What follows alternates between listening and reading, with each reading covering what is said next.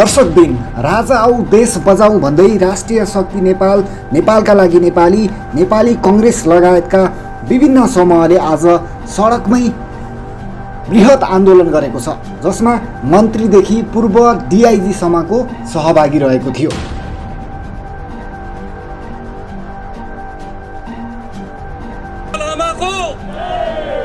नेपाल आमाको अहिलेको व्यवस्था यो चारवटा खुट्टा हो, यो एउटा खुट्टा भाँच्यो भने खाट रहँदैन भनेर पूर्व मन्त्री, पूर्व प्रधानमन्त्री डाक्टर बाबुले भने मैले हिजो सुने।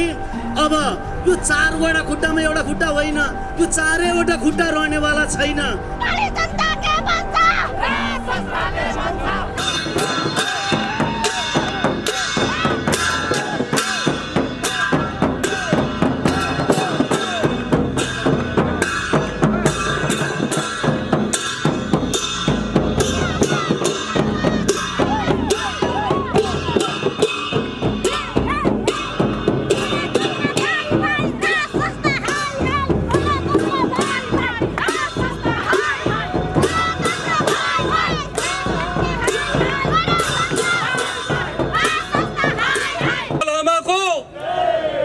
नेपाल आमाको म नेपाली सेनाको सहायक रथीबाट निवृत्त भएर म अघि यहाँ एड्रेसको क्रममा रथी भन्ने भएको छ, म सहायक रथी हो।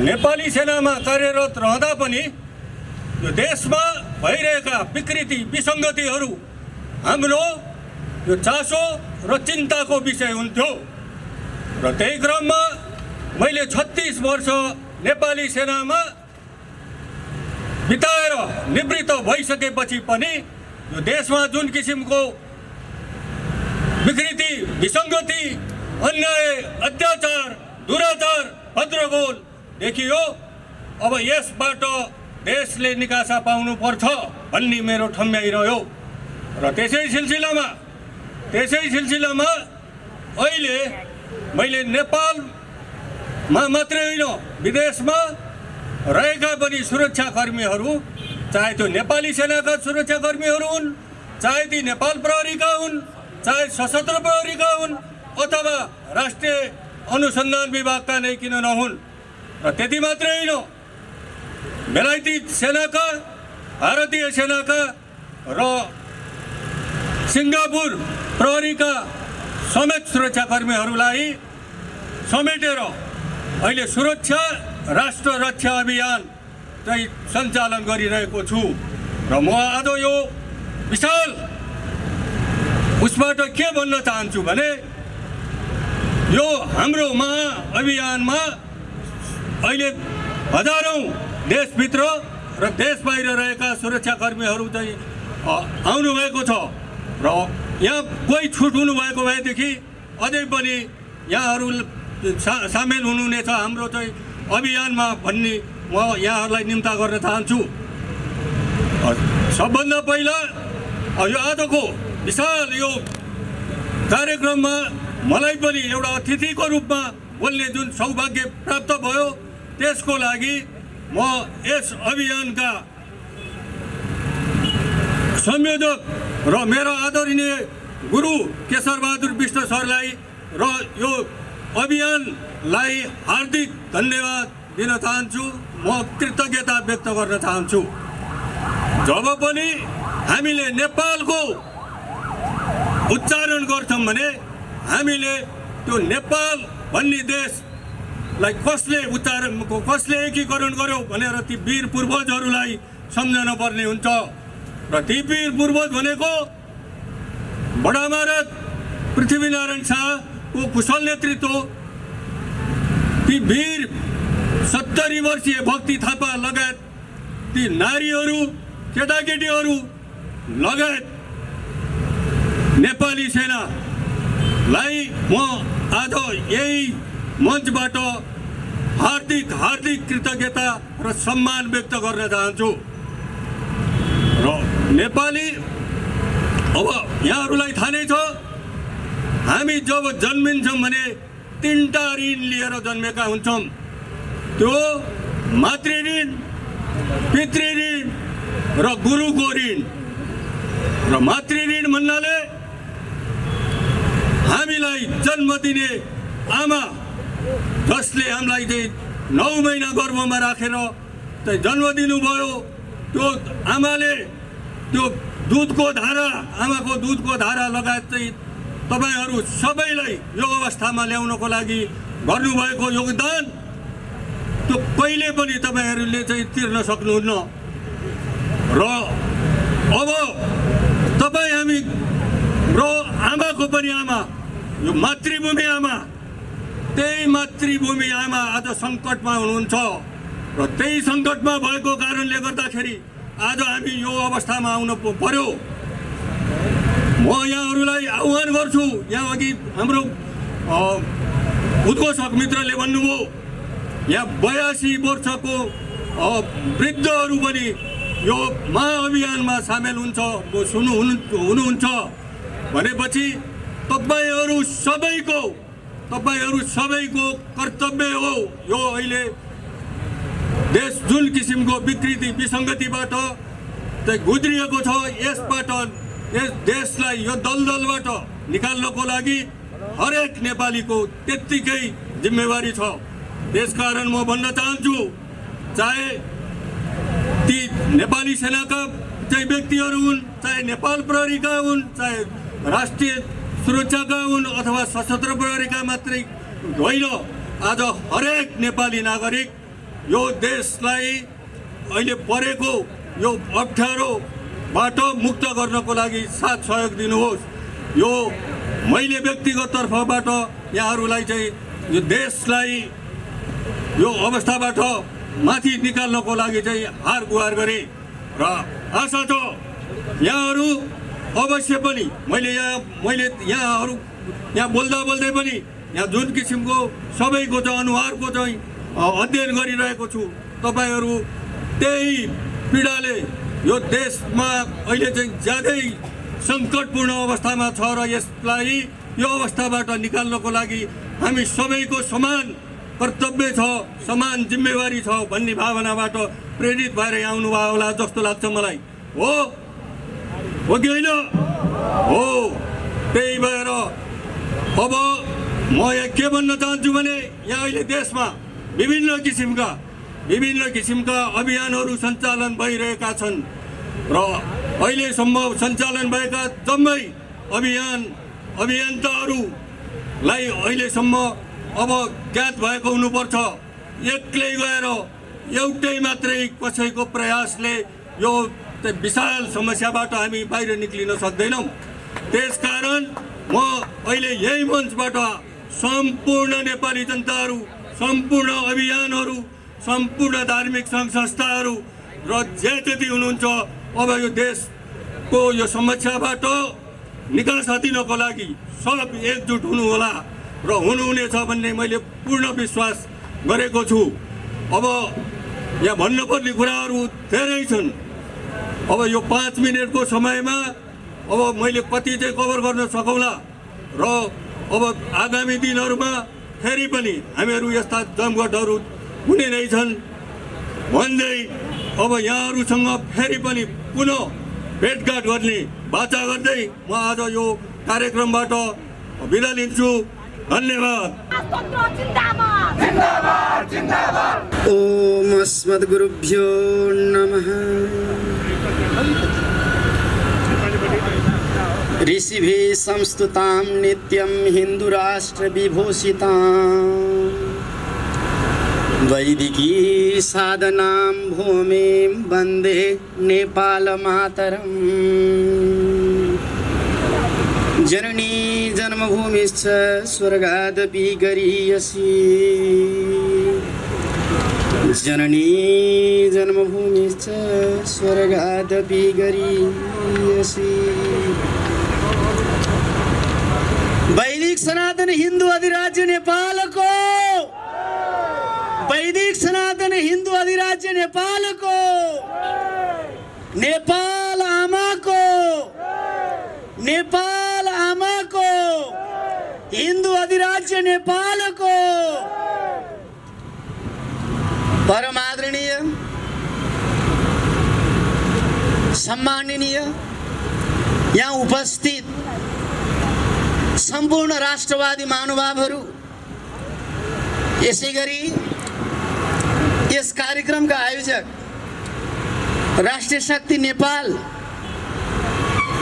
संयोजक पूर्व मन्त्री आदरणीय केशरबहादुर विष्टज्यू लगायत सम्पूर्ण राष्ट्रिय शक्ति नेपाल परिवार, साथै यहाँ अहिले यस कार्यक्रममा पाल्नुभएका पूर्व मन्त्रीज्यूहरू लगायत विशिष्ट महानुभावहरू, साथै विभिन्न राष्ट्रवादी सङ्घ संस्थाका प्रतिनिधिहरू, सबैमा म युवा सन्त श्रीनिवास म अभिवादन टक्राउन चाहन्छु। जय हिन्दू राज्य नेपाल। समादरणीय सज्जनवृन्द, अब नेपाली जनताहरूले बुझिसके, अब सम्पूर्ण हामी राष्ट्रवादीहरूले यो अत्यन्तै यो समयमा संवेदनशील भएर अगाडि बढ्नुपर्ने समय आएको छ। अब देशभरि ठाउँ ठाउँबाट युवाहरू जागिसकेका छन्। नयाँ पिँढी र नयाँ पुस्ता र युवाहरूले बुझिसकेका छन् कि यो संविधान, यो जुन गणतन्त्र, संघीयता अनि धर्मनिरपेक्षता यो कुनै नेपालीले ल्याएको विषय होइन, यो विदेशीबाट आयातित विषय हो। यहाँ अघि हाम्रो पूर्व वक्ताले भन्नुभयो, चारवटा खुट्टा यो हाम्रो संविधानको खाटको संघीयता, गणतन्त्र, धर्मनिरपेक्षता अनि यो जुन अहिलेको व्यवस्था यो चारवटा खुट्टा हो। यो एउटा खुट्टा भाँच्यो भने खाट रहँदैन भनेर पूर्व मन्त्री, पूर्व प्रधानमन्त्री डाक्टर बाबुले भने मैले हिजो सुने। अब यो चारवटा खुट्टामा एउटा खुट्टा होइन, यो चारैवटा खुट्टा रहनेवाला छैन। यो खाटै फेरिनेवाला छ, यो व्यवस्था नै फेरिनेवाला छ। किनभने अब नेपाली जनताले बुझिसके। अब तपाईँ हामी सम्पूर्ण राष्ट्रवादीहरूले जहाँ कहीँ पनि राष्ट्रको झन्डा र राष्ट्रवादी नारा लागेको ठाउँमा हामी सब एकजुट भएर, एक ढिक्का भएर अघि बढ्न जरुरी छ। हामी नफुटिकन सब एकजुट भएर, धार्मिक सङ्घ संस्था पनि हामीलाई कतिपय मिडिया साथीहरूले, कतिपय राजनीतिक व्यक्तिहरूले आरोप लाउनुहुन्छ धर्मगुरु भएर राजनीतिक कुरा गरे, धर्मगुरु भएर राजनीतिक काम गरे भन्छन्। तर राष्ट्र नै नरहे, राष्ट्रियता नै नरहे, धर्म नै नरहे, हामी गुरुहरू केका लागि? त्यसैले अब नेपालमा हामी जस्ता युवा गुरुहरू पनि योगी आदित्यनाथ जस्तो भएर राष्ट्रियता र संवैधानिक राजतन्त्रको लागि अब एक हातमा माला, एक हातमा राष्ट्रको झन्डा भाला लिएर अब हामी साधुहरू पनि सम्पूर्ण धार्मिक क्षेत्रबाट धर्मगुरुहरूलाई पनि म यसै सभाको यो मन्तव्य राख्ने कार्यक्रमबाट आह्वान गर्न चाहन्छु। धर्मगुरुहरूले पनि अवसरलाई हेरेर, अवसरको मौकाको फाइदा हेरेर हामी नबसौँ, हामी समयमै उत्रौँ। समयमै धर्मगुरुहरूले पनि अगाडि बढ्नुपर्छ, धार्मिक व्यक्तित्वहरू पनि अगाडि बढ्नुपर्छ। जहाँ हाम्रो राष्ट्रमा आज हेर्नुहोस् ठाउँ ठाउँमा सन्तहरूको हत्या भइरहेछ। कहिले रौतहटमा साधु सन्तको हत्या, कहिले नवलपरासीमा साधुको सन्तमाथि हत्या, कहिले साधु सन्तमाथि विभिन्न आरोप प्रत्यारोप, साधु सन्तमाथि प्रहार, विभिन्न मठ मन्दिरमाथि प्रहार।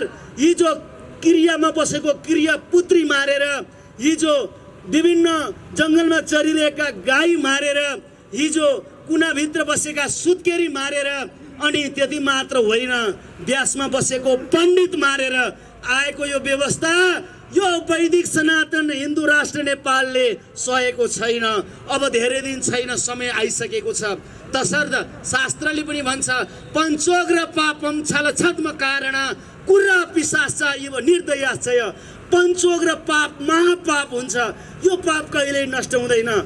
गौशालाको गाई मार्नु, कुनाभित्रको सुत्केरी मार्नु, अनि क्रियाभित्रको क्रियापुत्री मार्नु, व्यासमा बसेको पण्डित मार्नु, गद्दीमा बसेको राजा मार्नु, 5वटा पाप यो महापाप हो। यो पाप कराइसकेको छ।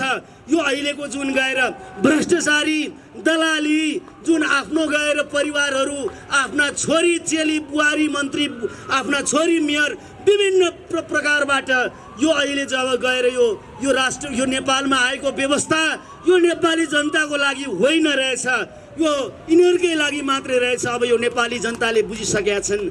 विशाल सभामा 47 सालको बोल्न आइज भनेर प्रमुख अभियन्ता केशर विष्टजी साथी हुनुहुन्छ। मैले त यो युट्युबमा मिटिङ कोठाको मिटिङ अब म आउन सक्दिनँ मिटिङमा सडकमा आऊ 2 जना आऊ 47 सालको कुरा गर यो पहिलाचोटि हो अब आउँदै गर्छ कि अरू अभियन्ताहरूले पनि 47 साल भन्नु पर्यो सडकै कार्यक्रम लिनु पर्यो अनि बिस्तारै मिल्दै जानु पर्यो यो प्रयास आजको प्रयासलाई केशरजी र उहाँका अभियन्ताहरूलाई धेरै धेरै धन्यवाद र यहाँहरू पाल्नु भएको सबैलाई बधाई दिन चाहन्छु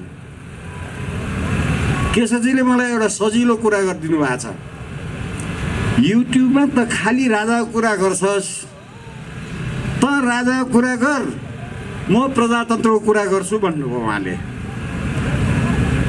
राजाको कुरा त गर्छु तर प्रजातन्त्र र राजतन्त्रलाई नेपालीले छुट्याउनु भएन छुट्याएरै बिग्रियो यहाँ पृथ्वीनारायण शाहले मलाई ज्यान दिने यो बखती यसलाई काजी दिन्छु भने त लोकमा त यो दामोदर पाण्डे हो क्या अरे उहाँ कालु पाण्डे उनी पो चाहिँ नि पपुलर रहेछन् उनलाई बनाउनु पर्यो ए लोकसम्मति भन्ने लोकको ख्याल गर्ने पृथ्वीनारायण शाहलाई कुन अङ्ग्रेजले प्रजातन्त्र सिकायो र गोर्खा जितेको राजाले आफ्नो सङ्गठन त्यतिखेर पारिवारिक 4 घर थर भन्थे के सङ्गठन त थियो पारिवारिक सङ्गठन थियो ती मध्येका लोकप्रियहरूलाई राजाले पद दिने हो प्रजातन्त्र भन्ने कुरा अङ्ग्रेजहरूको पेवा होइन प्रजातन्त्र भन्ने कुरा हाम्रो धर्म हाम्रो आस्थामा साधारण राजनीतिले अलोकप्रिय राजाले अलोकप्रिय चाहिँ नि के अरे काजी चाहिँ नि बनायो भने त ऊ आफै अलोकप्रिय हुन्थ्यो नि उही नै सत्ता चुट्टुन्थ्यो यो साधारण राजनीति हो तर हामी नेपाली शिक्षितहरूले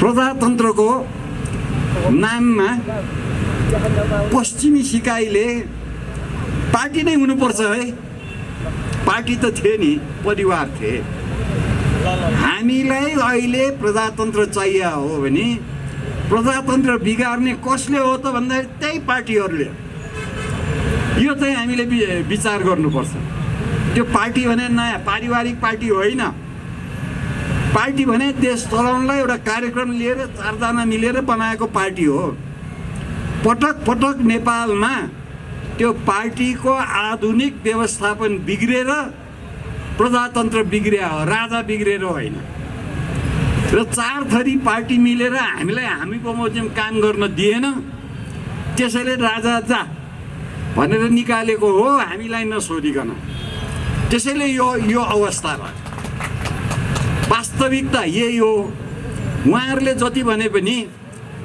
मेरो कुरा बुझ्ने त नेपालको एकमात्र डाक्टर प्रधानमन्त्री हुनुभएछ अस्ति उहाँले वक्तव्य दिनुभएछ यो के अरे समानुपातिक समावेशी धर्मनिरपेक्षता गणतन्त्र सङ्घीयता यी 4 खुट्टा हुन् यो संविधानको एउटा खुट्टा भए चाहिँ पनि ओछ्यान जान्छ भन्छ उहाँले पो बुझ्नुभएछ हामी तपाईँ राजावादीलाई बुझाउनै गाह्रो यो व्यवस्था सालनाल फाल्ने हो यसमा संवैधानिकता छैन यो व्यवस्थाले संविधानभन्दा माथि नेतालाई पारे त्यसैले यिनीहरू नयाँ राजा भए त्यसैले यिनीहरू सामन्ती भए त्यसैले यिनीहरूले नियम कानुन विधि विधानमा जे छ त्यसलाई वास्ता राख्दै छैन हामी त कानुनभन्दा माथि हौँ भनेर अहिलेको व्यवहार तपाईँहरूले बुझ्नुहोस् तर विधि त चाहिँदो रहेछ। अहिले नेकपामा चलिरहेको जुन सङ्घर्ष हो दुईटैले विधि नै समातिरहेछ, विधि नै समातिरहेको रहेछ होइन। संविधानमा चाहिँ नि जे जसो लेखे पनि प्रधानमन्त्रीले ल संविधान के अरे संसद बन्द गर, बन्द हुँदो रहेछ। न संसदको सभापतिलाई न राष्ट्रपतिलाई प्रधानमन्त्रीको विममा किन, उहाँ नयाँ राजा हुनुभयो, नयाँ सामन्ती बनाइए हो। अब यहाँ हामी सब भनेर हिँड्दै गरेका छौँ यो भ्रष्टाचारी सरकार, भ्रष्टाचार हो भनेर। त्यो त 62-63 पनि भने हो, अगाडि पनि भने हो। हामीले गल्ती दोहोऱ्याउँदैनौँ भनेर चाहिँ नि पार्टीहरूले सडकमा भने हो। भ्रष्टाचार किन हुन्छ त, अहिले झन् बढी किन हुन्छ त भने उहाँहरूलाई कानुन लाग्दैन, उहाँहरू संविधानभन्दा माथि हुनुहुन्छ। अब यसले के फरक पर्यो त भन्दाखेरि हामी गरिब भयौँ, उहाँहरू बिचमा धन सम्पत्तिको साटासाट बाँडाबाँड उहाँहरू बिचमा भयो।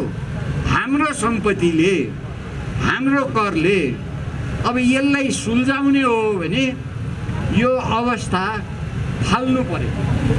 जथाभावी उस्तै फाल्ने होइन नि, उहाँहरूले गरे जस्तै संविधान माथि भएर गर्ने होइन नि। गुमेको संवैधानिकता हामीले वापस ल्याउनु पर्यो। 2047 सालको संविधान उहाँहरूलाई च्यात्ने अधिकारै थिएन। त्यही संविधान अन्तर्गत उहाँहरूले सार्वजनिक शपथ लिएको छ, त्यसरी ढाट्न दिनुहुन्छ? नेपाली जनताले आफ्नो नेतालाई ढाट्न दिनुहुन्छ? यति बुझिदिनु पर्यो। यो मलाई यो राजनीति भाषणबाजी वास्तवमा मन पर्दैन। म त्यस्तो ठुलो वक्ता पनि होइन, केशरजीले निम्ति आउनुभयो, म आएँ। तर यो वास्तविकता यो हो, नेपाली नबुझिकन यो आन्दोलनको केही अर्थ रहँदैन। हामीले के मागिरहेछौँ? संवैधानिकता, कानुनी शासन, विधि विधान हामीले त्यही मागिरहेछौँ भने हामी वापस जानै पर्छ। त्यसैमा राजा छ। राजतन्त्र त राजा पछि लाग, म प्रजातन्त्र पछि लाग भन्न पाइन्न। राजतन्त्र संवैधानिक हो, सुरुदेखि संवैधानिक छ। यी पार्टीहरूले संवैधानिक काम गरेन। किन गरेन भने यिनमा व्यावसायिक सिप रहेनछ। यो पटक पटक भएको छ। 70 वर्षको प्रजातन्त्र हो हाम्रो। पटक पटक किन भएको छ भने व्यवस्था या व्यावसायिक व्यवस्थापन भएन। योभन्दा बढी म यहाँहरूलाई टाइम लिन्न। धन्यवाद। उहाँहरूलाई विनम्रताका साथ अनुरोध गर्न चाहन्छु, यो राष्ट्रको निम्ति, यो देशको निम्ति, स्वयं नेपालका तमाम दाजुभाइ तथा दिदीबहिनीहरूको निम्ति, चाहे त्यो हिमालमा बस्ने हिमाली होस्, चाहे त्यो पहाडमा बस्ने पहाडी होस्, चाहे त्यो मधेसमा बस्ने मधेसी होस्, चाहे आदिवासी होस्, चाहे जनजाति होस्, चाहे दलित होस्, चाहे पीडित होस्, जेसुकै होस्, तमाम नेपालीहरूको निम्ति हो, यो आफ्नो निम्ति हो।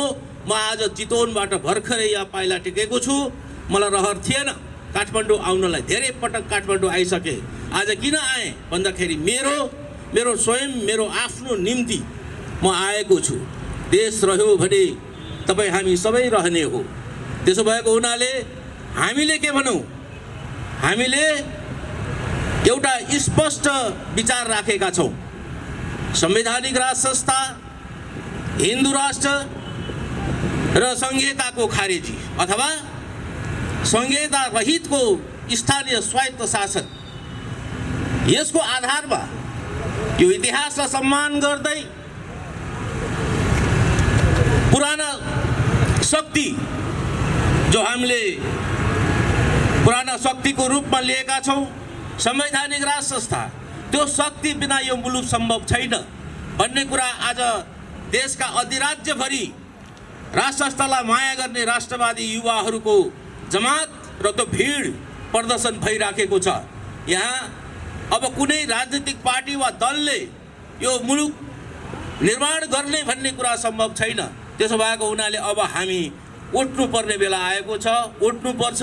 म धेरै कुरा गर्न चाहन्न, समय पनि छैन र यहाँ अवस्था पनि त्यस्तै छ। फेरि पछि तपाईँहरूसँग भेटघाट हुँदाको अवस्थामा म यहाँहरूसँग चाहिँ अन्य कुराहरू गर्नेछु र अन्तमा मुलुकभित्र भएका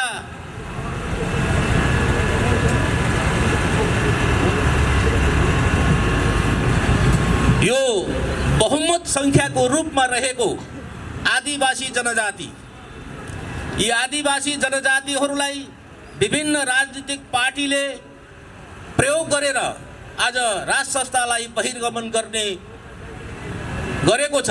त्यसो भएको हुनाले यो आदिवासी जनजाति तपाईहरू मूलवासी हो। मूलवासी भएको कारणले म भन्छु यो देश तपाईहरूको हो। अब राजनीतिक पार्टीहरूको प्रयोगबाट तपाईहरू हट्नुहोस्। अब यो राज संस्थाको चाहिँ पुनर्स्थापना गरे पछाडि आदिवासी जनजाति तमाम नेपालीहरूको हक हितको निम्ति निर्माण हुनेछ। त्यो किसिमको राज्य शासन आउनेछ। तपाईहरू सुरक्षित रहनेछ, हामी पनि सुरक्षित रहन्छौँ। र चितवन जिल्लाबाट साथीहरू आउनुभएको छ। म ती साथीहरूलाई साथ सहयोग दिने सम्पूर्ण साथीहरूलाई हार्दिक नमन गर्न चाहन्छु। नेपाली जनता के भन्छ? राज संस्थाले भन्छ। नेपाली जनता के भन्छ? राज संस्थाले भन्छ। तराई पहाड हल्ला छ। हेगा ल्याउने सल्लाह छ। तराई पहाड हल्ला छ। हेगा ल्याउने सल्लाह छ। नेपाली जनता के भन्छ? राज संस्थाले भन्छ। डरटलमा हल्ला छ। हेगा ल्याउने सल्लाह छ। डरटलमा हल्ला छ। हेगा ल्याउने सल्लाह छ। श्री शमशेर राणाज्यू, पूर्व मन्त्री दीपक गेवालीज्यू लगायत उपस्थित वरिष्ठ महानुभावहरू, योगी सन्त महात्माज्यूहरू, विद्वान बुद्धिजीवी, पत्रकार, महिला तथा सज्जनवृन्द र सम्पूर्ण राष्ट्रप्रेमी जनताहरू, मेरा मित्रहरू र यस कार्यक्रम टाढाबाट हेरिरहनुभएका सम्पूर्ण देशभक्त महानुभावहरूमा म श्याम केसी यहाँलाई म पूर्ण हृदयदेखि नै अभिवादन गर्दछु। आजको दिन सरसर्ती हेर्दा तिता मिठा कुरा राख्न पर्ने अवस्था देशले सिर्जना गरेको छ। देश हामी हाँक्छौँ भन्नेहरूले देशलाई अहिले थिलथिलो पार्ने, निचर्ने, शोषण गर्ने र बाँडीचुँडी खाने अवस्थामा पुर्याएर नेपाली जनता, सर्वसाधारण जनता उकुस मुकुस भएको अवस्था छ।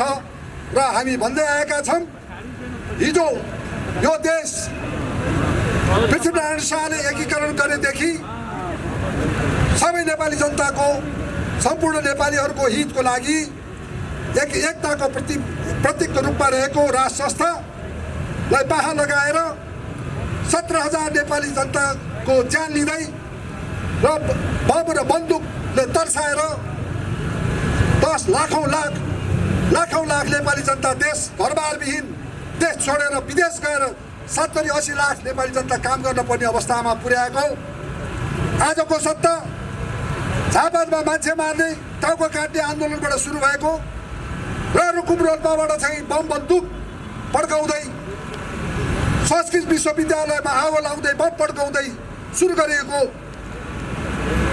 जनयुद्ध नामको तथाकथित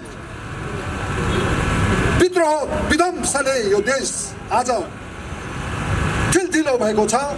र नेपाली जनताले हामी यो देशमा फेरि पुनः चाहिँ राज संस्थाको पुनर्स्थापना सहित सनातन धर्म, संस्कृति, परम्पराको जगेर्ना र सम्पूर्ण नेपालीहरूको आफ्नो आफ्नो परम्परा, सनातन धर्मलाई आफूले मान्दै आएको कुराको स्वतन्त्रता सहितको सनातन धर्म हिन्दू राष्ट्र पुनः कायम गरियोस् र यो देश विश्वमा बुद्धको जन्मस्थल, सीताको जन्मस्थल, भृकुटीको जन्मस्थल यस्तो देश हो। यो देश अविकसित देश होइन। यो देशलाई चाहिँ छिमेकीहरूले अति घेराउ गरेर, छिमेकीको घेराउले गर्दा पनि यो देश अविकसित अवस्थामा पुगेको हो। पछि आएर चाहिँ राणा शासनपछि भारतमा चाहिँ 500-700 वर्ष मुगल राज्य र 300-400 वर्षको ब्रेक्छ राज्यपछि झन्डै 1800 वर्षको फेरि विदेशी राज्यपछि चाहिँ अहिले स्वतन्त्र भएको भारत आफै आफ्ना छिमेकी देशहरूलाई स्वतन्त्र रूपमा अगाडि बढ्न भाइचाराको सम्बन्ध राख्नु पर्नेमा त्यहाँ भएका केही विदेशी त्योभन्दा पश्चिमा तत्त्वहरूको साठगाँठमा लागेर नेपालीलाई अप्ठ्यारो अवस्थामा पुर्याएको छ र अब मलाई लाग्छ अब भारतमा भएका नयाँ सत्ताधारीहरू पनि उहाँहरू नेपाललाई मिलेर अगाडि बढ्नुपर्छ। नेपाललाई चाहिँ यो पुरानो देश हो, भाइ भाइ होइन, यो देश त ताई हो। भारत ठुलो भए पनि ठुलो 6 महिने हात्ती हो, नेपाल सानो भए पनि वर्ष दिन लागेको चाहिँ बदल हो। यो सानो भयो भन्दा सानो छैन, यो हजारौँ वर्षदेखि स्वतन्त्र राष्ट्र छ। त्यसैले गर्दाखेरि नेपालको स्वतन्त्रताको लागि 1.5 अरबको चाइनिज मङ्गोल राज्य चीन उत्तरमा छ र 1.25 अरब र झन्डै 1.5 अरबको नजिक पुगेको दक्षिणमा भारतवर्षको बिचमा रहेको यो हिमालयको काखमा अवस्थित नेपाल हिमाल तराई पहाड विभिन्न जात जाति धर्म संस्कृति र मिलेर बसेको ठाउँमा यो जुन किसिमको विदेशी बुट सैनिक बुट पड्काउने अवस्थामा त्यो देश पुगेको छ। यसलाई रोक्नको लागि नेपाली मान्छे विदेशी सेनामा गइरहेकोमा विदेशी शान्ति सेना नेपालमा आउने अवस्था पुग्न लागेको, देशलाई अफगानिस्तान कम्बोडिया जस्तो बनाउन लागेको अवस्था बनाउन खोजेको कारणले गर्दा यो देशमा पुरो फेरि सनातन धर्म संस्कृति र राष्ट्र संस्थाको पुनर्स्थापनासहित आधुनिक प्रजातन्त्र, संवैधानिक राजतन्त्र, बहुदलीय प्रजातन्त्र, सनातन धर्म संस्कृतिको जगेर्नाको लागि केशरबहादुर विष्टज्यूको नेतृत्वमा राष्ट्रिय शक्ति नेपालले देशको सम्पूर्ण कुना काप्चामा सङ्गठन विस्तार गर्दै र भाइचाराको राष्ट्रियताको विकास गर्दै अगाडि बढेको अवस्थालाई मध्यनजर राख्दै यहाँहरू समक्ष आज मैले 2-4 कुरा जुन राखेँ, अब कुनै समयमा फेरि लामो कुरा राख्ने वचनबद्ध गर्दै अहिलेको समयलाई मैले पाबन्दीमा विचार गरेर मेरो सानो वक्तव्य यही टुङ्ग्याउँछु। जय राष्ट्रवाद। मित्रहरू, बडा खुसीको दिन लागिरहेको छ होला सायद। यहाँ किन भेला भइएको छ, यहाँ किन आइएको छ भन्ने कुरामा सायद मैले भनिराख्न नपर्ला। हामी सबैको मनको ढुकढुकी एउटै नै कुरा होला, एउटै कुरालाई लिएर हामी यहाँ आइरहेका छौँ। र म यहाँ विशेष गरेर यहाँहरूलाई भन्न चाहन्छु, यो दिन आज आइरहेको छ, यो दिन नेपालमा कहिल्यै पनि नआउनु पर्ने दिन हो। यो त कन्टिन्यू चल्न पर्ने दिन हो। तर हाम्रा केही पूर्वज, केही अग्रज देशका नायकहरूले विदेशीको गुलामी गरेर विदेशीको इसारामा हामीलाई फेरि पुनः यो बाटोमा उफ्रिन बाध्य बनाउनु भएको छ। मित्रहरू, दुखदुखी होला, सबको दिलमा डर होला, के हुने होला, कसो हुने होला। गणतन्त्र आइसकेको मुलुकमा, धर्मनिरपेक्षता लागू भइसकेको मुलुकमा, संघीयता लागू भइसकेको मुलुकमा, तर मित्रहरू किमार्थ कोही पनि डराउनु पर्ने जरुरी छैन। धर्मनिरपेक्ष, गणतन्त्र, संघीयता यहाँ तपाईँ हाम्रो चाहनाले लिएको होइन। तपाईँ हामी घरको विमति हुँदा हुँदै विदेशीको इसारामा क्षणिक भरमा 2-4 जनाले मात्र ढुङ्गाएको कुरा हो। त्यसैले यहाँ कसैले डराउनु पर्ने छैन। र म यहीबाट अनुरोध के गर्न चाहन्छु पुलिसकर्मी साथीहरूलाई, आर्मी साथीहरूलाई, हजुरहरू कुनै विदेशको आर्मी र पुलिस होइन। हजुरहरू कुनै यहाँ इन्डियाको नोकरी गर्न जानु भएको छैन, ब्रिटिसको नोकरी गर्न जानु भएको छैन। यहाँ नेपाली दाजुभाइ नै नेपाल आमाको रक्षाको लागि पुलिस बन्नुभएको छ, कोही आर्मी बन्नुभएको छ। तर त्यस कारणले तपाईँहरूको आर्मी र पुलिसको मात्र ड्युटी पनि नभएर तपाईँहरूको यस आमालाई जोगाउने तपाईँहरूको पनि कर्तव्य छ, न कि हाम्रो मात्र होइन। यदि नेपाल रहेन भने तपाईँ भोलि नेपाल पुलिस भनेर कसरी रहनुहुन्छ, नेपाल आर्मी भनेर कसरी रहन सक्नुहुन्छ। त्यसैले गर्दा आज मुलुक त्यो अवस्थामा पुर्याउनु भएको छ। गणतन्त्रवादीका नेताहरूले उहाँहरूको मुटुमा आज ध्याङ्ग्रो ठोकिरहेको छ। आज देशभर 77 जिल्लामा राजावादीहरूको दाँत लागेर दिनका दिन रेली नारा लागिरहेको छ। अब यसको छिटोभन्दा छिटो नै यो गणतन्त्रको देहावसान, यसको समाप्तितिर हामी लागिरहेका छौँ। जनताहरू पुरा दम तयार छन्। तर अझै पनि हेरौँ उहाँहरूले अझ कुन हालतमा कसो गरेर उहाँहरूले छोड्नुहुन्छ, कसरी लागू गर्नुहुन्छ।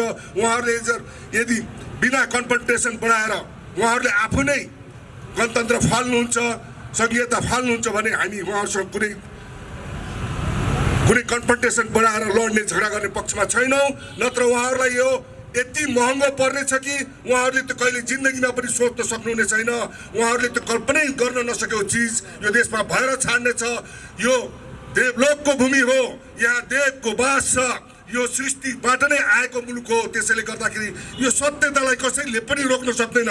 र पत्रकार मित्रहरूलाई पनि अनुरोध छ, जसरी हिजो हजुरहरूले गणतन्त्र आउने बेलामा राजावादी भने राजावादीहरूका भने एक कुरा पनि लेख्ने परम्पराले नै यो मुलुकलाई विश्वको सामुने चिनाएको थियो। चिनाउनको लागि हामी तयार हुनुपर्छ भन्दै अलिक स्वार्थको गडबडले यहाँसँग सबै कुरा राख्न नपाएको हुनाले, धेरै बोल्ने वक्ताहरू भएको हुनाले म आफ्नो 2 शब्द यही टुक्याउँछु। जय राष्ट्र, जय जनता, धन्यवाद। बिना बाबुको बच्चाले पनि नागरिकता पाउनेछन्। हाम्रो महिलाहरूको अधिकार सुनिश्चित हुनेछ भने हामी असाध्यै गौरवान्वित भएका थियौँ। तर आज देशको स्थिति, देशको परिस्थिति हामीले देख्यौँ। दिनदहाडै महिलाहरूको हत्या, बलात्कार, चोरी, डकैती आज देशले थक्न नसक्ने गरी महिलाहरूमाथि भएका अत्याचारहरूलाई हामीले ठुलो हेरेर बस्न बाहेकहरू केही गर्न सकिरहेका छैनौँ। त्यसका कारणले पनि हामीलाई यो सत्ता परिवर्तन चाहिएको छ। हामी जनताले, नेपालीहरूले यो सत्ता परिवर्तन भएर हामीले सुशासन कायम गर्नको लागि आज हामी यहाँ उपस्थित भएका छौँ। हामीलाई राजसत्ता नै किन चाहियो भन्ने प्रश्न आउन सक्छ। राजसत्ता किन चाहियो भन्दा हामीलाई न्याय चाहिएको छ। हाम्रा महिलाहरूको जति पनि बलात्कार भइरहेको छ, हत्या भइरहेको छ, त्यसलाई न्याय दिलाउनको लागि आज यो परिवर्तन हामी महिलाहरूले चाहिरहेका छौँ। र म महिला र म दलित भएको कारणले, म परिवार समुदायको या म दलित समुदायको भएको कारणले मैले आज यसै मञ्चबाट भन्न चाहे, हाम्रा दलित समुदायको भावनामाथि खेलवाड गरेर, हाम्रा दलित समुदायको टाउका काटेर, रगतका खोला बगाएर दलितलाई घाँस बाँस कपास दिन्छु भनेर हामीलाई झुक्क्याएर, हामीलाई छक्क्याएर, हाम्रो मतमाथि खेलवाड गरेर आज राजसत्तामा सरकारमा बसेका माओवादी भन्नुहुँदाखेरि आज हाम्रा दिदीबहिनी चेलीबेटीहरूलाई बेचिएका छन्, मारिएका छन्, बलात्कारित भएका छन्।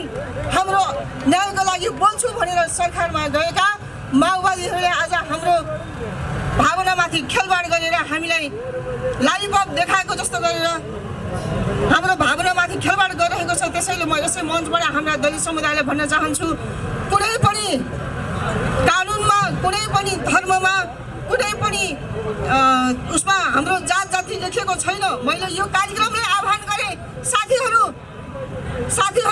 हामी यसरी जानुपर्छ। हाम्रो चाहिँ देशमा परिवर्तन ल्याउनको लागि, यो राजसत्ता ल्याउनको लागि हामी जानुपर्छ भन्दै गर्दा होइन, राजसत्ता आयो भने हाम्रो दलित समुदायलाई विभेद हुनेछ भनेर भनिराख्नु भएको छ। त्यो होइन, कुनै पनि धर्ममा, कुनै पनि ग्रन्थमा हाम्रो जातीयता लेखिएको छैन। हामीलाई हाम्रो चाहिँ जात भात माथि चाहिँ खेलवाड गरेर, हाम्रो भावनामाथि खेलवाड गरेर यो सत्तामा बसेरले हामीलाई सधैँ झगडा बनाएर फुट बनाइरहेका छन्। त्यसमा हामी त्यसरी नहो। अब भोलिका दिनहरूमा हामी सबै दलित समुदायहरू राजसत्ता हाम्रो आवश्यक हो भनेर हामी एकजुट भएर लाग्नुपर्छ। त्यसो भन्दै म यो समयको पाबन्दीलाई ख्याल गर्दै राख्नु पनि धेरै कुराहरू थिए, तर पनि मलाई समयले छेकेको हुनाले मेरो भनाइ यति राख्दै यहाँहरू सबैलाई स्वागत गर्दै मेरो स्वागत मन्तव्य यही अन्त गर्न चाहन्छु।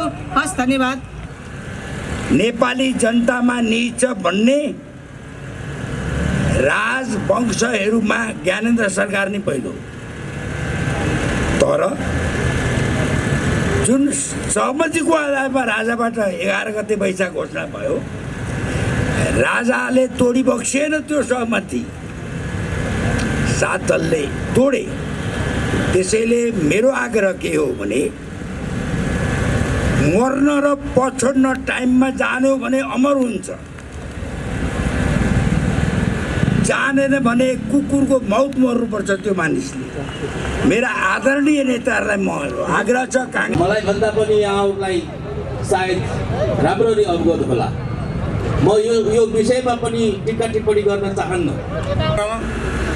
थापाजी र पत्रकार साथीहरू, हाम्रो निम्तोलाई स्वीकार गरेर यहाँ यो जनसागरको रूपमा उपस्थित हुनुहुने आदरणीय दाजुभाइ तथा दिदीबहिनीहरू, आज हामी जुन धरतीमा उभिएका छौँ त्यो धरती मातृभूमि नेपालको अस्तित्व दिन प्रतिदिन अत्यन्त सङ्कटमा पर्दै अन्तत्वगतवा देश नै रहन्छ कि रहँदैन भन्नेसम्मको परिस्थितिहरू सृजना हुँदै गएको, सम्भावना बढ्दै गएको अवस्था भएको हुनाले आज तपाईँहरूलाई हामीले गुहार मागेर हामी यहाँ उपस्थित भइराखेका छौँ। नेपालका नेताहरू, देशमा पनि खास गरिकन गणतान्त्रिक नेताहरू नेपाल र नेपालीको हितका निमित्त कहिल्यै जुटेन। उनीहरू विदेशीका दलाल भएर लम्पसार पर्दै विदेशी मालिकलाई कसरी खुसी तुल्याउन सकिन्छ भन्ने चिन्तन बाहेक आजसम्म हामीले देख्न र पाउन सकिरहेका छैन। यति मात्र होइन, त्यसैले हाम्रा गणतान्त्रिक नेताहरू कहिल्यै पनि नेपालवादी हुन सकेनन्, बरु स्वदेशमा जन्मिएका होइनन्, विदेशमा जन्मिएका मार्क्सवादी, लेनिनवादी र माओवादी भएर यो राष्ट्र निर्माता श्री 5 पृथ्वीनारायण सरकारको शालिगमाथि जुत्ता बर्साएर आफूलाई राष्ट्रवादी भन्न रुचाउँछन्। त्यति मात्र होइन, एकातिर 17,000 निर्दोष मान्छेहरूलाई हत्या गरेर गराएर आज यिनीहरू हाम्रै देशको राज्य सत्तामा छ। मलाई अचम्म लाग्छ। अब म तपाईँहरू समक्ष एउटा जिज्ञासा र प्रश्न गर्न चाहन्छु कि यस्ता राष्ट्र निर्माता एकातिर पृथ्वीनारायण शाह सरकारको शालिगलाई जुत्ता बर्साउने, अर्कोतिर 17,000 निमुखा मान्छेहरूलाई मार्ने मराउने पार्टीहरू सरकारमा छ भने यो देशले के आशा गर्ने? हामी के आशा गर्छौँ? अनि बलात्कार कारबाही गर, हत्याराको कारबाही गर भनेर हाम्रो माग र सरकारमा रहने मान्छेहरूको चरित्र के मिल्न सक्छ? संविधान निर्माण गर्ने क्रममा राष्ट्रवादी नेपालीहरूको सुझाव र सल्लाहलाई एकातिर पन्साएर विदेशी डिजाइन बमोजिम र विदेशी सल्लाहकारमा एउटा संविधान 2072 निर्माण गर्ने र हुने काम भयो। त्यो संविधानले परम्परागत रूपमा यो देशको मौलिक राष्ट्रिय नेतृत्व अर्थात् संवैधानिक राज संस्थालाई पाखा लगाएर सिङ्गो नेपाल नेपालीलाई दिल्ली दरबार मुखी बनाउने काम भयो भने अर्कोतिर यो भूमि ऋषिमुनिहरूको तपोभूमि, ज्ञानभूमि, पुण्यभूमि, आराध्य देव भगवान पशुपतिनाथको जन्मभूमि, माता सीता, माता पार्वतीको जन्मभूमि, यति मात्र होइन विश्वको शान्तिका अग्रदूत भगवान गौतम बुद्ध जन्मिएको भूमिलाई अहिले निरपेक्षताको नाममा यसलाई नामेट बनाउने काम गरिएको छ। यो मुलुकको 125 जाति जनजातिहरू बसोबास गर्ने प्रत्येक मान्छेहरूको आफ्नो आफ्नो रीतिरिवाज, धर्म, संस्कार, संस्कृतिहरू भनेको यो राष्ट्रिय गरगना पनि हो। यो राष्ट्रको गरगनाको रूपमा पनि हामीले यसलाई आत्मसात गर्दै आएका छौँ। त्यो राष्ट्रिय गरगनालाई हटाएर राष्ट्र सिङ्गो मातृभूमि नेपाललाई विधवाको रूपमा बनाउने कोसिस गरिएको छ। राजा, जहाँसम्म हामी राजा र राज संस्थाको कुरा गर्दछौँ, राजा राजा मात्रै होइन, राजा यो देशको 3 करोड नेपाली जनताको निष्पक्ष राष्ट्रिय अभिभावक पनि हुन्। यति मात्र होइन, यो राष्ट्रको निर्माता पनि हुन्। त्यही भएको हुनाले हामीले राजा बनाएका होइनौँ, राजाले नेपाल बनाएर हामी सबैलाई नेपाली बनाएर आज बस्ने सुअवसर प्रदान गरिराखेको छ। अर्थात् तिनै राजाले एउटा नेपाल नामको राष्ट्रिय घर निर्माण गरिदिएर आज तपाईँ हामी 3 करोड नेपाली जनताहरू त्यो राष्ट्रिय घरमा बसोबास गर्दै आइराखेका छौँ। अनि हामीले त्यस्ता राष्ट्र निर्माता राजालाई चाहिँ एकातिर पन्साएर यो झापादेखि घाँटी काट्दै र 17,000 मान्छेहरूको निहत्या गर्ने गराउने पार्टीलाई चाहिँ नि आज हामीले सत्तामा आसीन गराइरहेका छौँ। अब यसबाट हामीले के पाउँछौँ? म यहाँहरूलाई प्रश्न गर्न चाहन्छु के हामीले यो उनीहरूलाई पठाउनु ठिक गर्यौँ? खैर जे होस्, विगतमा जे भए पनि अब हामीले यस्तो महान राष्ट्रघाती भुल गर्नु हुँदैन। यस्तो खालको भुलबाट यो राष्ट्रको कहिल्यै पनि कल्याण भलो हुनेवाला छैन। त्यसै भएको हुनाले जसले जुन चिज बनाउँदछ त्यो चिजको निमित्त उसैलाई माया लाग्दछ। यो राष्ट्र नेपाल राजाले बनाएको हुनाले अब राजालाई नलाइकन यो राष्ट्र बाँच्ने र बचाउन सकिने अवस्था छैन। म हिजो पनि राजावादी थिएँ, म जीवनमा राजावादी भएर बाँच्न र मर्न चाहन्छु। मरेर म गाडिएको ठाउँबाट म राजावादीकै बिरुवा भएर उम्रिन चाहन्छु।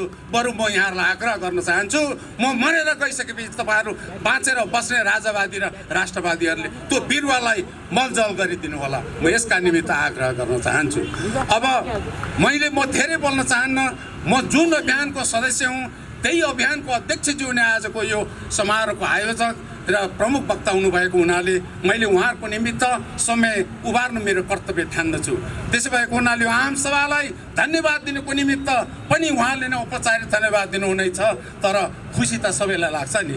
मलाई लागेको खुसी व्यक्तिगत तर्फबाट मेरो तर्फबाट पनि हार्दिक धन्यवाद दिन चाहन्छु।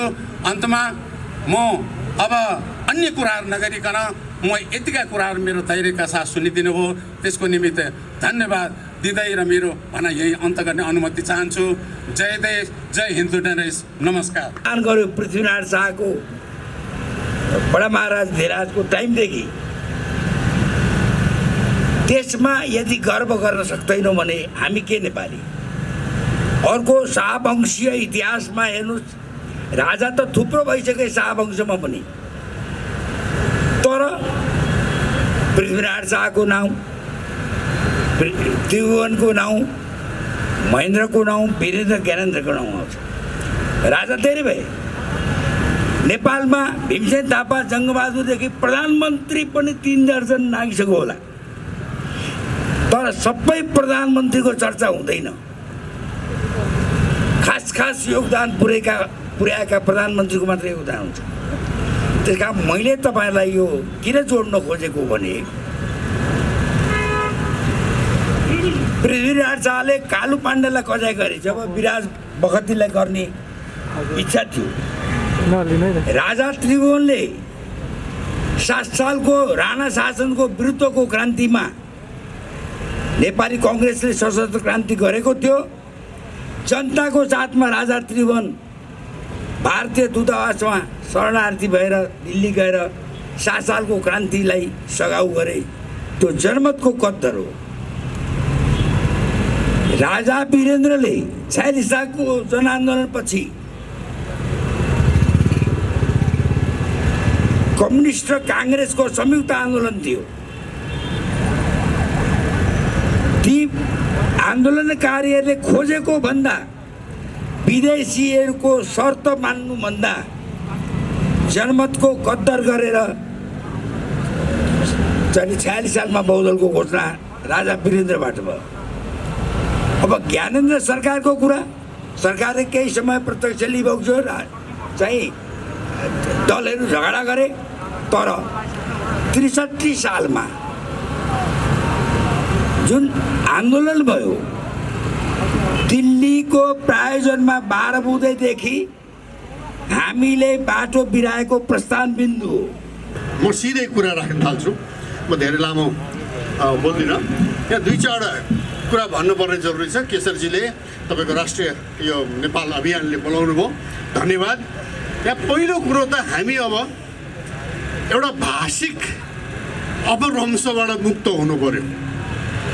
यो तथाकथित यो लोकतन्त्रको नाममा धेरै भाषा यस्तो अपभ्रंशित भयो कि हाम्रो सोचाइ नै चाहिँ गल्तीमा जाने। उदाहरण यो जनवाद, ए बाबा सुन्दा त कस्तो प्रिय नि। अब काम गर्छन् धन्यवादको, भन्छन् जनवाद है। अब हामी बत्याउने समस्या त्यहाँबाट आयो पहिलो कुरा। त्यस्तै यो एउटा अग्रगमन भन्ने शब्द बडो उच्च अग्रगमन, अगाडि जानुपर्छ, पछाडि फर्किनुहुन्न। हिजो मात्रै पत्रिकामा छापिएको छ। अहिले के भइरहेछ भने यो 2 टाउके सर्प हो, एउटा टाउकोले अर्को टाउकोले डसेर बसिरहेको छ क्या। त्यो तपाईँ हामीले देखाएको कुरा हो है। त्यो डसेको बिख अहिले पुच्छरसम्म जाँदैछ जिल्लामा। त्यो तपाईँहरूले पनि बुझ्नु भएको छ।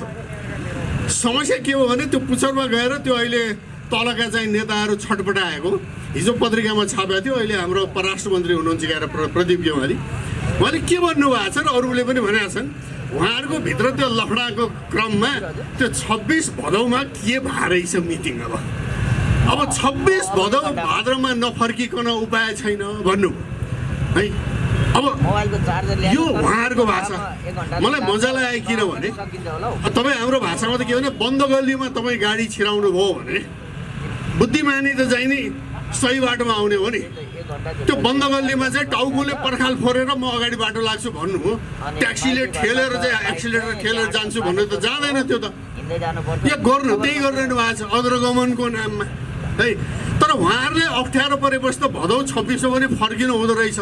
हामी त्यसलाई बुद्धिमानी भन्छौँ। बाटो बिराएको ठाउँबाट फर्किनु, त्यहाँ फर्केर सिधा बाटोमा लाग्नु। तर उहाँहरूको शब्दमा त त्यो त प्रतिगमन हो नि।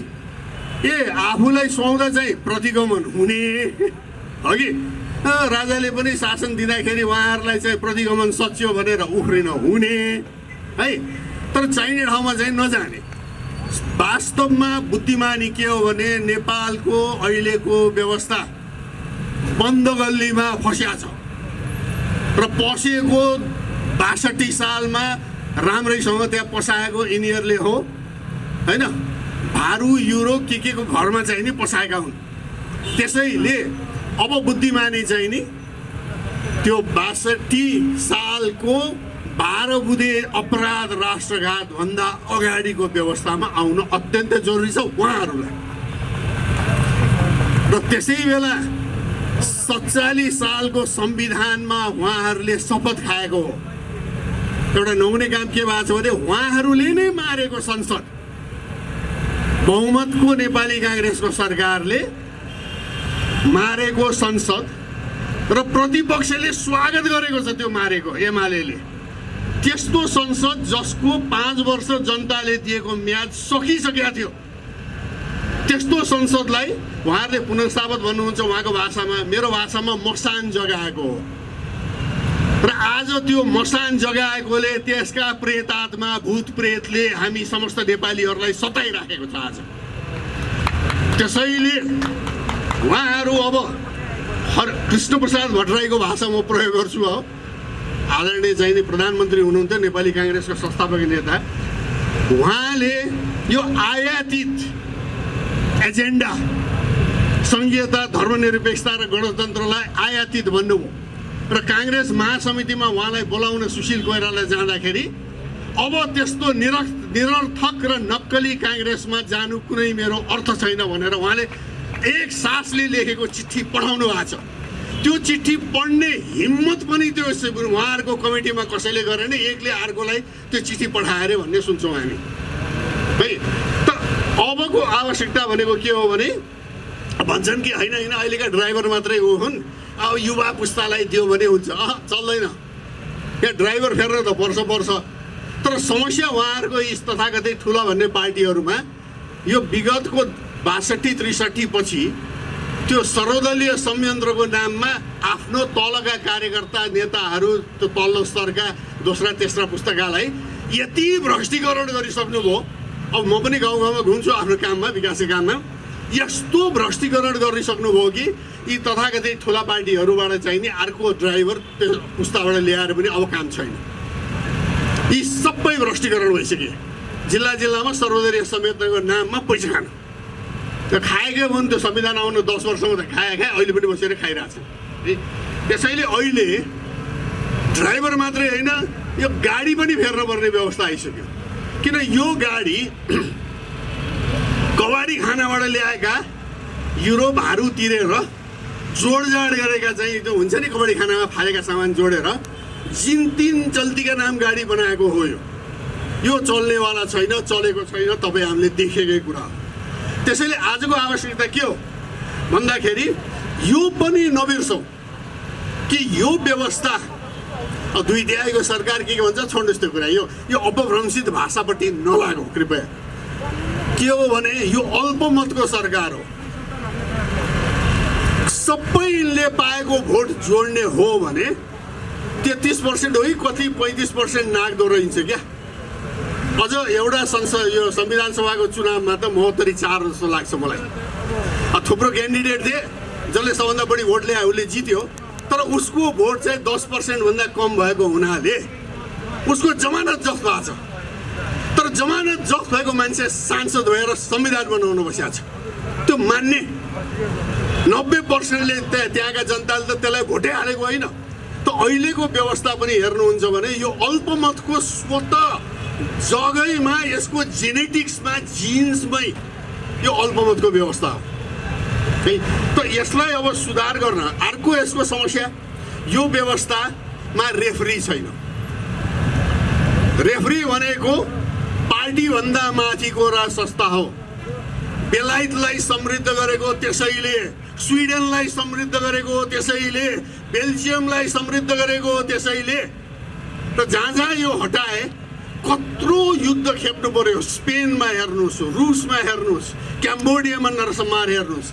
आखिर त फर्काउनु पर्यो नि त स्पेनमा पनि र क्याम्बोडियामा पनि, किनभने पार्टी चाहिन्छ। ल प्रजातन्त्रमा पार्टी होला अरे होइन, तर त्यो पार्टीहरूलाई खेल खेल्दा एउटा रेफ्रीको जरुरत छ।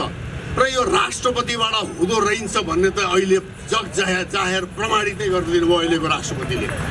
उहाँ रेफ्री मात्रै होइन, एउटा पार्टीको चाहिने मात्रै चाहिने उहाँ कार्यकर्ता त्यहाँ भएर बस्दिनु भएन। उहाँ रेफ्रीको नाताले एउटा पार्टीको एउटा गुटको गोल हान्न लाग्नुभयो उहाँले है। अब भनेपछि यो कसरी चल्छ? यो चल्दैन। रेफ्री नै गोल हान्ने चाहिँ यो सिस्टम चल्दैन। त्यसैले राज संस्था पार्टीभन्दा माथि आवश्यक भएको यही कारणले हो। र त्यो 47 सालको संविधानमा फर्कन पर्ने कारण। अब 47 सालको संविधान हुबहु लागू हुन्छ, म त लागू हुन्छ जस्तो लाग्दैन। हामीहरू जस्तो मान्छे 47 साल संविधान फर्काऊ भन्नेहरूले होइन, हुबहु भनेको छैन। 47 साल संविधान संसारकै उत्कृष्ट भन्ने त उहाँहरू हो, उहाँहरूले बनाउनु भयो। आफैले बनाएको माओवादी पनि हो, निर्मल लामाको रूपमा त्यहाँ माओवादी पनि छ, एमाले छ, काङ्ग्रेस छ। आफैले बनाएको संविधान उहाँहरूले आफै च्यात्नु हो। कसरी च्यात्नु भने त्यसैमा शपथ खाएर मन्त्री भएर सांसद भएर होइन, त्यसैमा शपथ खाएको थालमा छेड्नु। यो जतिको ठुलो अपराध के होला? राजनैतिक अपराध, नैतिक अपराध, यो सब गर्नुभएको छ। त्यसैले अब गर्नुपर्ने 47 सालको संविधानमा फर्किनै पर्छ। त्यो व्यवस्था अन्तर्गत जानुपर्छ। राज संस्थालाई रेफ्रीको रूपमा ल्याउनै पर्छ र सुधार गर्नुपर्ने 2-3 कुरा म भन्न चाहन्छु। यो अहिलेदेखि विचार गरौँ। पहिलो कुरो त सांसद विधायक हो। चुनिएको सांसद विधायक भएर ऊ कार्यकारीमा मन्त्री हुने व्यवस्था बन्द गरिदियो। हुनसक्छ, तर आफ्नो पद त राजीनामा गरेर त्यहाँ फेरि पुनः चुनाव हुनुपर्छ। त्यति मात्रै गरिदिनु भयो भने यो आधाभन्दा बढी भ्रष्टाचार यो देशमा कम हुन्छ। बहुमत पाएको व्यक्ति पार्टीको प्रधानमन्त्री होला, त्यो आफ्नो ठाउँमा छ, तर उसले मन्त्री बनाउनु पर्ने कने विज्ञहरूलाई जो विषयवस्तु जानेछन् कार्यकारी काममा लाग्न सक्ने। अब एउटा जिल्लाको प्रतिनिधि गर्ने मान्छे मन्त्री भएर सम्पूर्ण नेपाल हेर्न कसैले सक्छ? अनि के गर्छन्? भयभरका चाहिँ राष्ट्रको बजेट आफ्नै चाहिँ चुनाव क्षेत्रमा खर्च गरेर बाँकी देशलाई हरिकङ्गाल बनाएको छन् है। एउटा सुधार। अर्को, कम्तीमा चुनाव जित्न 50% भोट चाहिन्छ भन्ने व्यवस्था गरौँ। पुगेन भने माथिका 2टा सबभन्दा जसले बढी भोट पाएको छन् तिनले पाउनै पर्यो।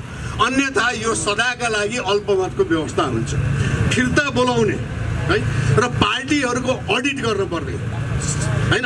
हामी माथि कर थोपर्नेहरूले आफ्नो पार्टीको चाहिँ नि यो अडिट गरेको चाहिँ नि यो लेखा प्रमाणित गरेको देखाउनु नपर्ने र त्यसमा अवैध ढङ्गले पैसा उठाएर पैसा दिने साउजी र पैसा लिने नेता दुईटाले जेलमा हाल्नुपर्छ। पृथ्वीनारायण आचार्यले भने त्यही हो, घुस दिन्या र घुस खान्या, यो दुईटै घुस दिन्या र घुस खान्या हुनेहरू है। त्यसैले अब गर्नुपर्ने काम के हो भने, अब यहाँले पनि भनिहाल्नु हो, राजा आऊ देश बचाऊ होइन, राजा त कहीँ आउनै पर्दैन, राजा जहाँ छ तिनै छ है। यो राजालाई गलत ढङ्गले होइन, विदेशीको भनौँ न भारू युरो खाएर पाखा लगाएका हुन्। त्यसैले जसले पाखा लगाए तिनले अब राजालाई ल्याऊ तिमीले नै ल्याउनुपर्छ। हामी त सधैँ राज संस्थावादी, हामी त सधैँ छौँ, हामी त अहिले पनि राजा मान्छौँ है। तर तिमीले गलत ढङ्गले राष्ट्रघात गरेर बाह्रमुखेमा राजालाई पाखा लागेका हौ, श्याम शरणका भरिया भएर। त्यसैले तिमीहरू राजा ल्याऊ, देश बचाऊ, अन्यथा तिम्रै कार्यकर्ताहरू सबै पदम कुँवर भएर तिमीलाई झापा टाङ्नेछ। यो सम्झ, समय छ अझै, सम्झेर सुध्रिन। ल हस्, मलाई बोलाउनु भयो, धन्यवाद।